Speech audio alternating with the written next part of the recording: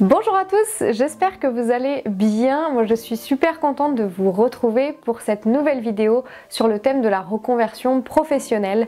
Aujourd'hui j'avais envie de vous livrer mes petits secrets que je fais en coaching pour justement amener les personnes à trouver leur projet professionnel, à trouver leur orientation pro. Donc je vais vous livrer aujourd'hui les étapes que je suis dans mes coachings pour justement amener les personnes à se reconvertir. Alors bien sûr que à travers ces étapes-là, eh bien quand je suis en coaching, il y a des exercices spécifiques qui peuvent se faire que en séance parce qu'il y a un besoin d'interaction, mais j'ai essayé de vous trouver des moyens quand même pour suivre ces étapes avec une réflexion personnelle et en vous proposant des exercices qui peuvent se faire en toute autonomie.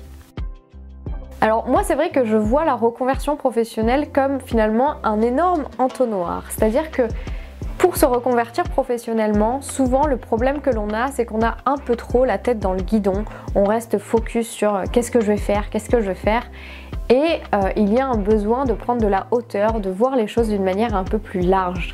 Donc finalement, dans la collecte d'informations, dans le cheminement, on va vraiment prendre de la hauteur, vous le verrez, pour justement venir affiner la recherche et avoir des informations de plus en plus précises.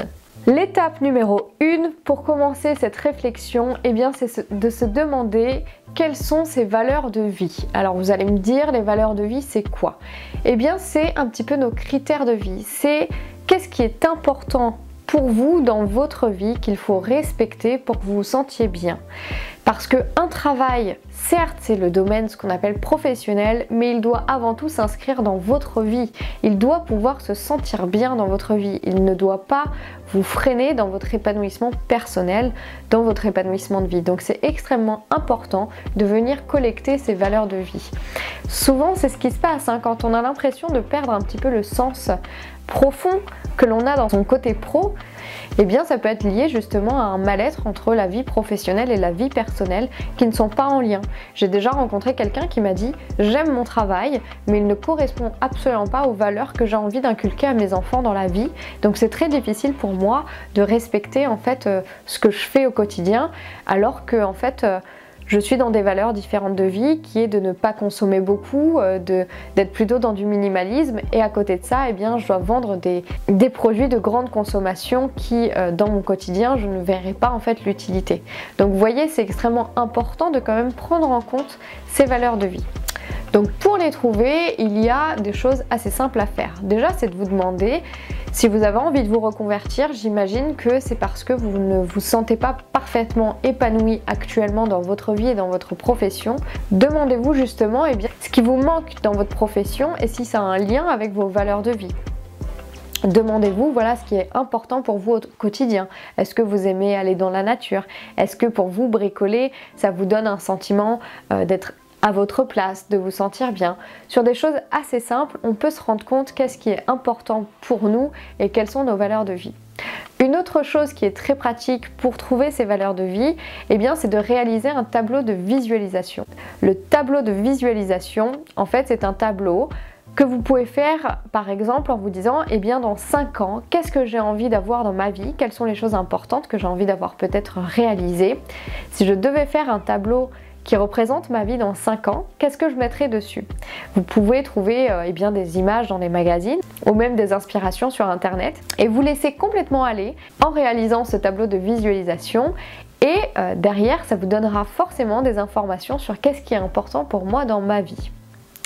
Une fois que les valeurs de vie sont faites, faites une petite liste et on passe à l'étape numéro 2. L'étape numéro 2, du coup, après les valeurs de vie, eh bien, ce sont les valeurs professionnelles.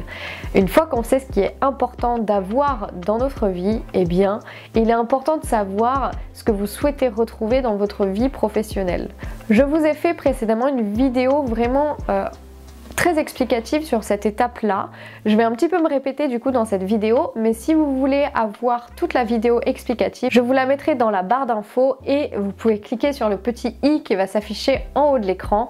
Donc déjà, une valeur professionnelle, c'est quoi? Alors, les valeurs professionnelles, eh bien, ce sont toutes les choses que vous aimez faire dans justement le cadre professionnel, les choses que vous avez envie de retrouver, les choses qui sont importantes pour vous dans votre cadre professionnel. Voilà quelles sont les valeurs. C'est vraiment l'environnement dans lequel vous avez envie d'évoluer, et bien quelles sont en fait ses limites, qu'est-ce que vous avez envie de mettre dans cet environnement-là. Donc pour les trouver, ces valeurs, ce que je vous propose, c'est de faire un exercice sur vos précédentes expériences professionnelles. Car oui, dans nos précédentes expériences se cachent énormément d'informations. Même si une expérience selon vous n'a servi à rien, ne vous a pas satisfait, il y a quand même des informations à l'intérieur qui sont extrêmement intéressantes. Donc ce que je vais vous proposer de faire, c'est tout simplement de faire un tableau en listant toutes vos expériences professionnelles et de venir extraire dans chaque expérience ce qui vous a plu et au contraire ce que vous ne voulez plus retrouver, ce qui vous a déplu. Même dans une expérience où pour vous ça ne vous correspondait pas du tout, il est possible que vous puissiez retrouver des éléments comme par exemple j'ai adoré malgré tout travailler en équipe, c'est la première fois que j'ai pu expérimenter ça et ça m'a beaucoup plu.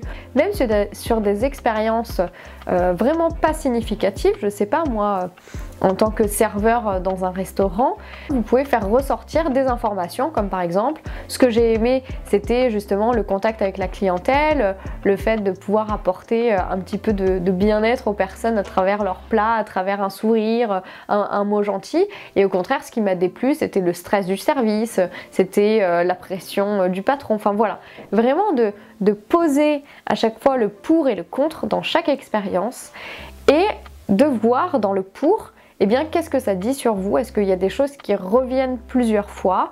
Eh bien là vous verrez que vous allez pouvoir trouver vos valeurs professionnelles. Par exemple, si plusieurs fois vous vous rendez compte que ce qui vous plaît, eh bien c'est le contact avec l'autre, que ce soit en équipe ou avec de la clientèle, vous savez que vous allez avoir besoin d'un travail dans lequel il va y avoir des rapports humains, ça c'est certain. Le tout c'est de voir de votre côté eh bien, quel type de rapport humain vous plaise le plus, enfin voilà, d'aller un petit peu plus loin de votre pensée.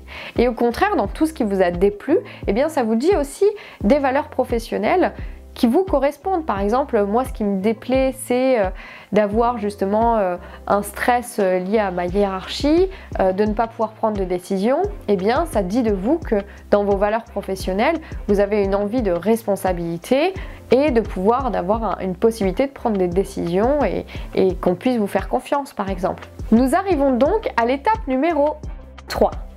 L'étape numéro 3, eh bien, elle est assez importante parce que là, on a parlé beaucoup d'environnement de travail, de cadre, votre cadre de vie, et puis en plus petit, votre cadre professionnel.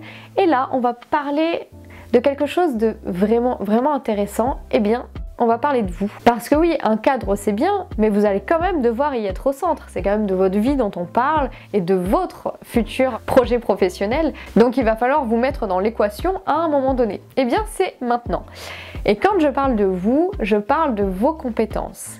Quelles vont être en fait les compétences que vous allez avoir envie de mettre en avant dans votre futur projet professionnel. Et quand je parle de compétences, je ne parle pas du baratin classique de toutes les compétences qui ont été acquises en lien avec justement votre expérience professionnelle ou même vos formations.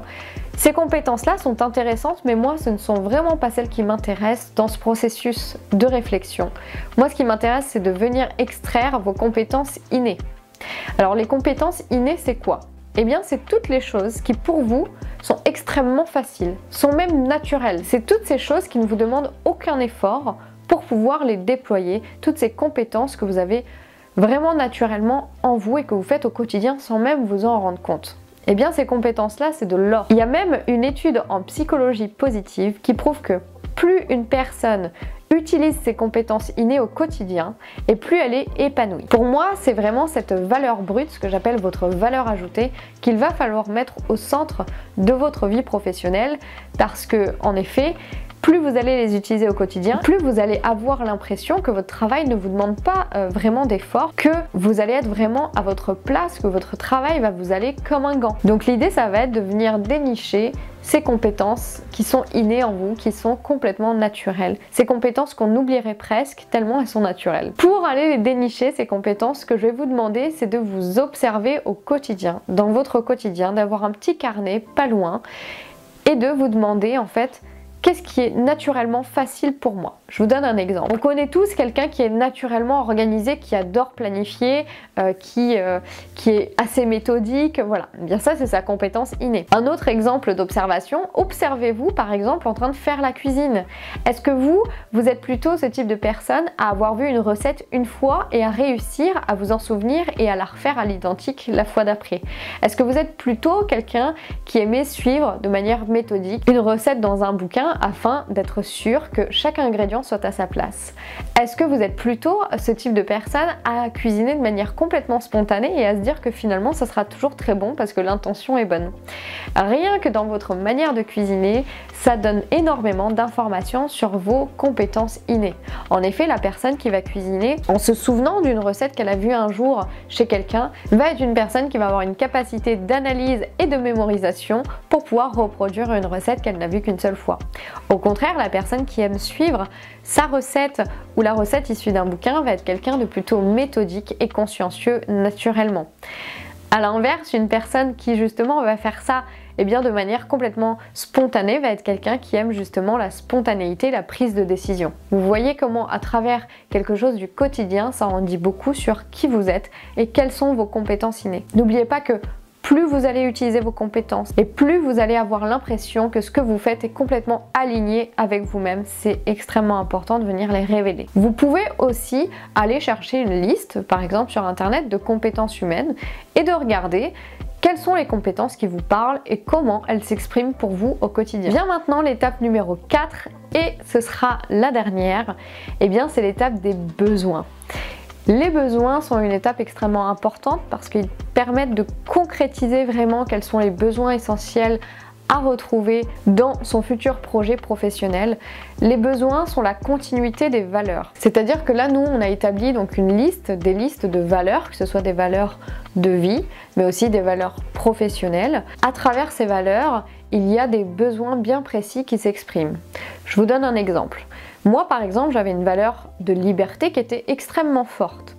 Ça, c'est ma valeur de vie qui est de pouvoir me sentir libre dans certaines de mes actions. Comment cette valeur de liberté se traduit en besoin?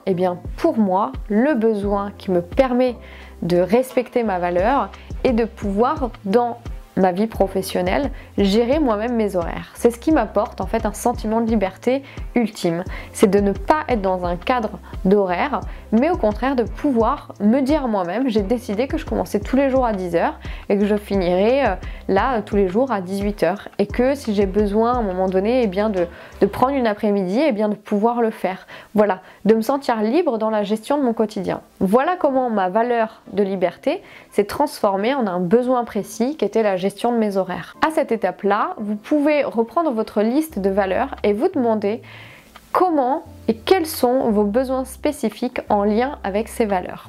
Et vraiment de poser un besoin pour chaque valeur, ça vous permettra d'y voir encore plus clair dans ce qui est important pour vous. Voilà, vous avez déjà toutes les informations intéressantes dans cette première partie de réflexion de votre entonnoir. Ça vous a permis d'avoir des informations. L'idée est de mettre ces informations en lien et de voir s'il y a des métiers qui ressortent, des idées de métiers où vous vous dites c'est vrai que là je verrais bien mes compétences, ça correspond assez bien à mes besoins, au cadre de mes valeurs, ce métier-là pourrait correspondre. Et si au contraire vous avez des fois, parce que ça peut arriver, des idées de métiers qui selon vous ne sont pas du tout des métiers que vous garderiez comme crédibles. Par exemple, d'un coup vous pensez, vous vous réveillez à être décoratrice d'intérieur et vous dites mais jamais de la vie je ferai ça. Gardez ce métier en tête, notez-le. Pourquoi? Parce que si vous avez eu à un moment donné cette information qui vous est venue en tête, c'est qu'il y a quelque chose d'intéressant à creuser. Ça ne veut pas dire que c'est ce que vous allez faire, ça veut juste dire que si le mot décoratrice d'intérieur est venu dans votre tête, c'est peut-être qu'il vient vous donner une information de tiens, j'ai envie aussi d'intégrer un peu plus de créativité dans ma vie. Commencez à faire un petit peu le point, commencez à noter de manière assez libre les métiers auxquels ça vous fait penser. Vous pouvez même demander aussi à votre entourage, est-ce que ça te fait penser à quelque chose quand tu lis tout ça, quand tu lis toutes ces informations, à quel métier ça te fait penser? N'hésitez pas à utiliser vos ressources. Vous pouvez aussi par ailleurs utiliser votre entourage, j'ai oublié de vous le dire, pour par exemple vos compétences innées. ils peuvent vous aider à voir des choses que vous ne voyez pas et vous pouvez leur demander quelles sont mes compétences à tes yeux. Voilà, petit aparté par rapport à l'étape numéro 3. Pour les compétences innées, ils peuvent être d'une grande aide. Bon, cette vidéo est finie pour le moment. En tout cas, j'espère qu'elle vous aura aidé à commencer à structurer un petit peu votre pensée pour la reconversion professionnelle. J'espère aussi que l'adaptation des exercices en autonomie sera possible pour vous. Si néanmoins vous avez besoin d'un plus grand suivi et que vous voulez suivre un coaching à distance ou en présentiel si vous êtes proche de Montpellier, n'hésitez surtout pas à me contacter, ce sera un grand plaisir de vous accompagner. En attendant, n'hésitez pas aussi à laisser un petit commentaire, ça me fait toujours très plaisir de vous lire. Abonnez-vous à ma chaîne et appuyez sur la petite cloche des notifications pour être informé de toutes les nouvelles vidéos qui vont sortir. Je vous fais plein de bisous, je vous souhaite le meilleur et je vous dis à bientôt. Bye bye!